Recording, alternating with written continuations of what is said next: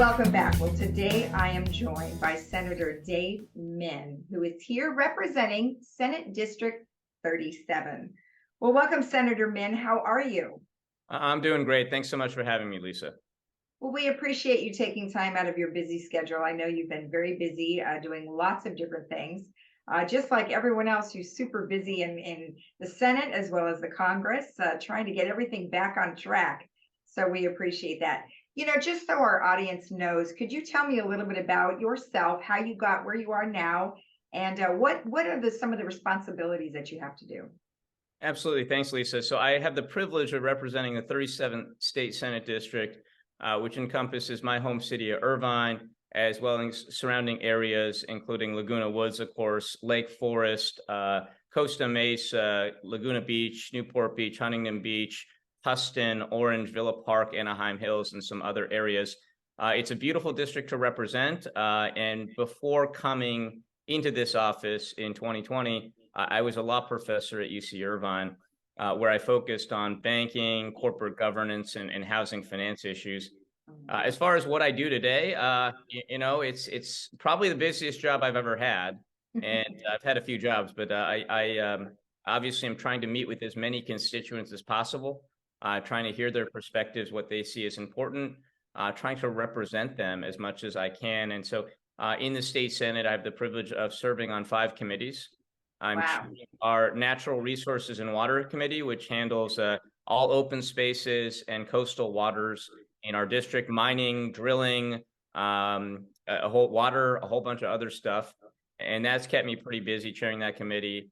I also sit on Judiciary, which is a very important committee, on the Banking Committee, on the Energy and Utilities Committee, and on the Budget Committee, where I handle the Budget Subcommittee, which deals with education issues, going from TK all the way through our University of California and CSU systems. Wow, nothing short of a miracle that you're able to balance your life as well as all of the things that you have going on. Let's talk about some of the things that you have been really focusing on, maybe since you've been in office, and then we'll chat a little bit about some of the things that you're going to be focusing on this year. So what are some of the primary things that you'd like to let our viewers know what you've been working on? Well, I've tried to be a champion on issues that I think our community by and large cares about. So obviously wildfires has been very important in our region the past few years. And I've been proud to have brought back nearly $60 million in the last 2 years for different wildfire priorities, including funding for a brand new hand station that's going to be out in the Canyon area so that our Orange County Fire Authority can more quickly respond to some of the fires in that region, which we know threaten all of us.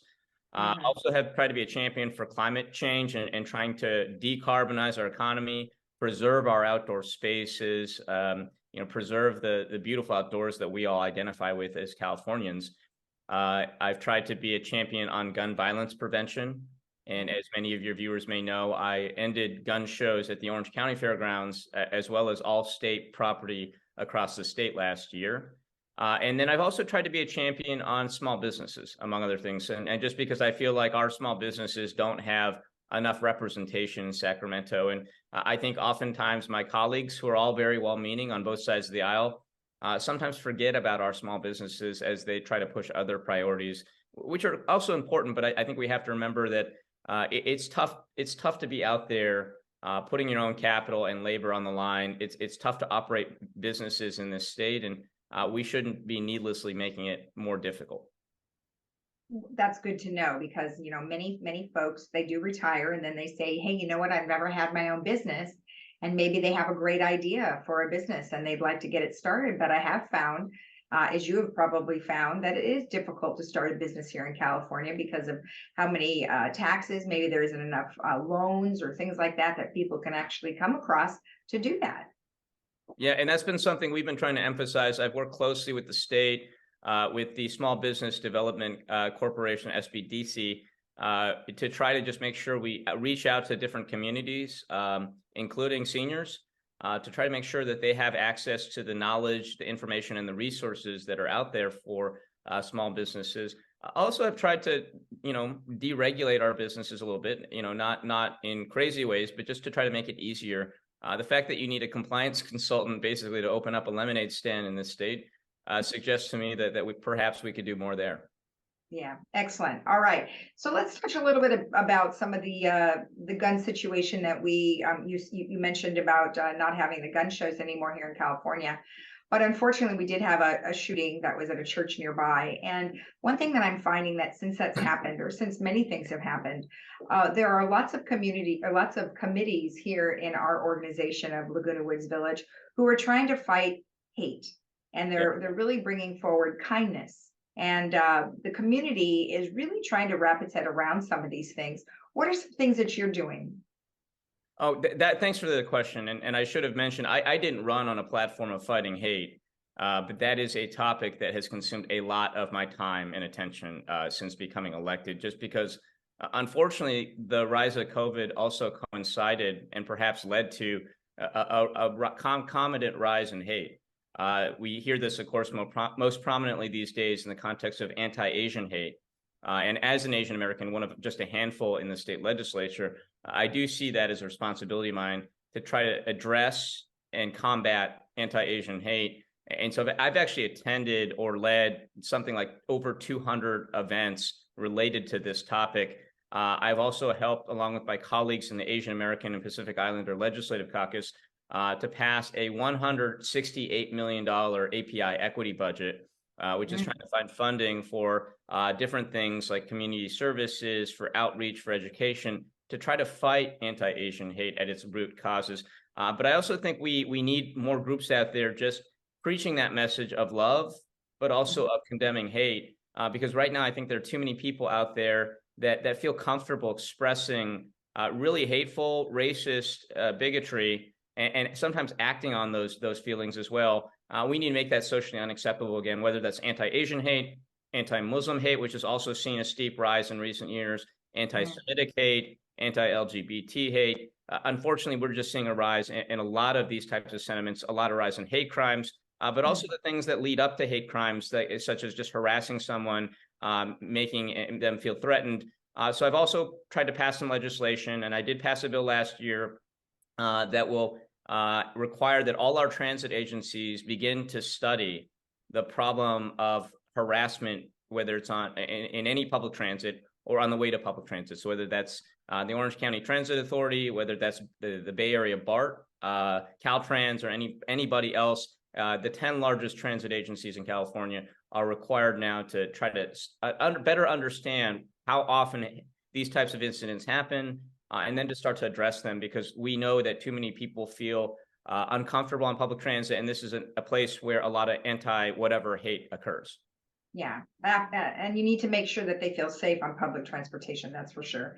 Let's talk a little bit about something that you did in 2020, which was the cybersecurity and identity theft protection or prevention, because we do have many folks here, of course, that are seniors. They get scammed all the time, but they're getting scammed by things that look super familiar.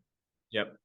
No, absolutely. And look, I'm not a senior yet, but I get my mailbox gets spammed with those types of very clever, ingenious frauds all the time. And so we do need to act on that. And one of the things I was looking into is cybersecurity prevention writ large. I've also was able to pass out of the legislature a bill that would have looked into establishing and studying best practices on identity theft, which is also a growing problem, including with seniors.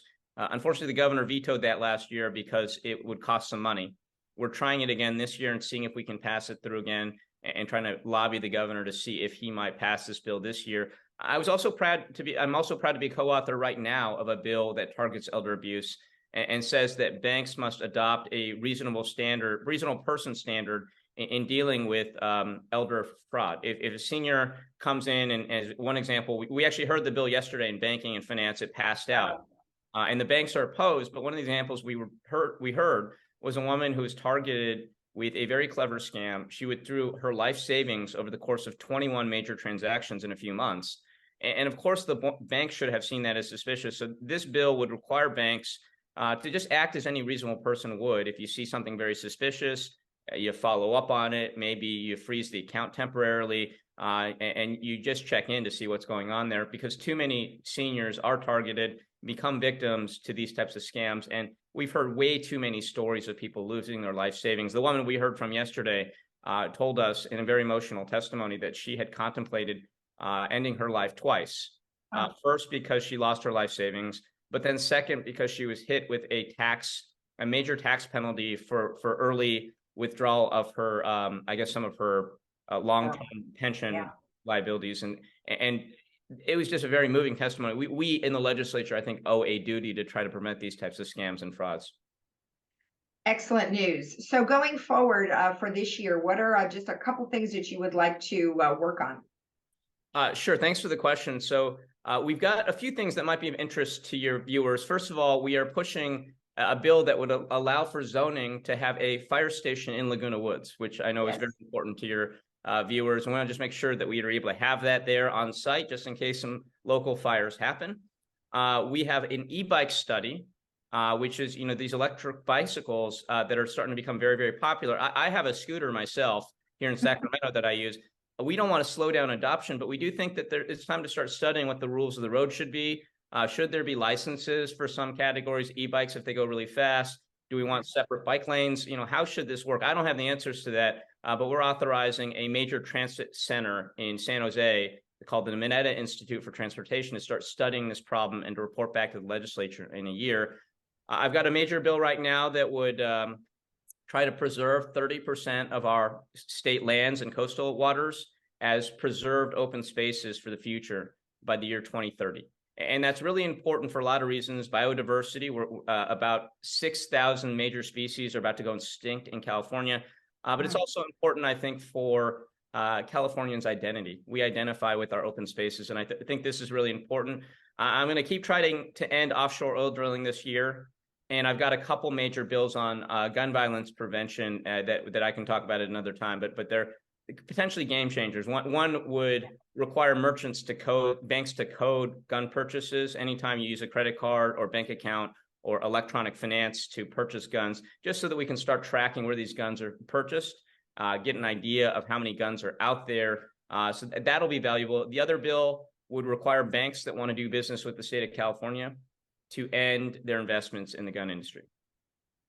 Well, it sounds like you are very busy, like you said. You've got lots of things planned for this year. We wish you the best of luck, and thank you so much for all you do. Hey, thank you, Lisa, for allowing me the time to chat a little bit with your viewers. Appreciate this. All right. Thank you again. Thank you.